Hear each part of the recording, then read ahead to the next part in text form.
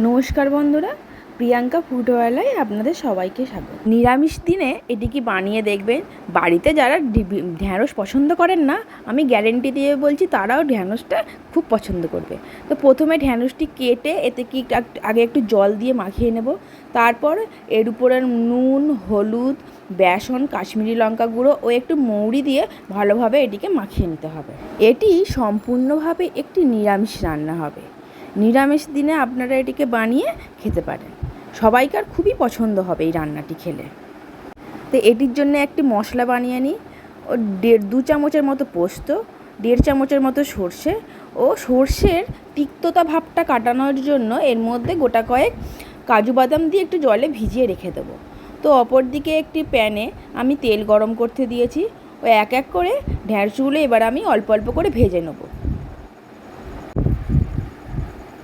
আমার চ্যানেলে নতুন হলে চ্যানেলটিকে একটি লাইক ও সাবস্ক্রাইব করার অনুরোধ রইল এবং পাশে থাকা বেল আইকনটিকে প্রেস করে দেবেন, যাতে আমি যখনই কোনো রান্না দেব তখনই আপনার কাছে নোটিফিকেশানটা পৌঁছে যাবে। দেখুন, যখন বেসমের কোটিংটা ভালোভাবে মুচমুচে হয়ে যাবে তো জানবেন আমার ঢ্যাঁড়সটা ফ্রাই করা হয়ে গেছে। ও এটিকে স্লো টু মিডিয়াম মুডে এটাকে ভাজতে হবে।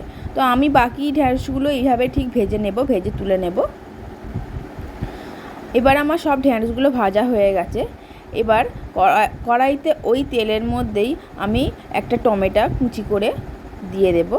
তাতে অল্প একটু নুন দিয়ে ভালোভাবে টমেটোকে ম্যাশ করে নেব ভেজে নিয়ে।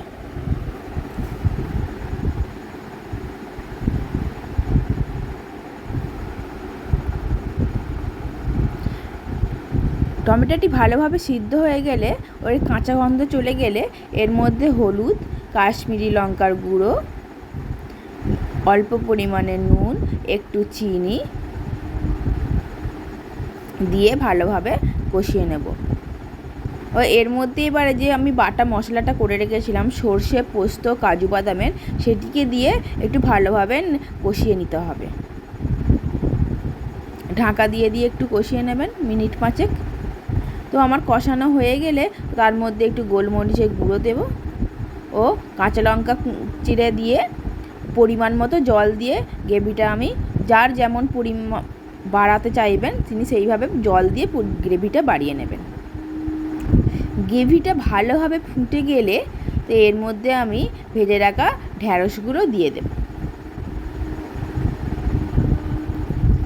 দিয়ে চাপা দিয়ে এটিকে মিনিট 5 ধরে ফুটিয়ে নিলেই আমাদের তৈরি হয়ে যাবে ভিন্ডি রেসিপি, আমাদের ঢ্যাঁড়স রেসিপি।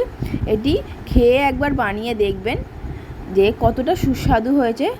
এবং আমার চ্যানেলে পুরো ভিডিওটি দেখার জন্য অসংখ্য ধন্যবাদ।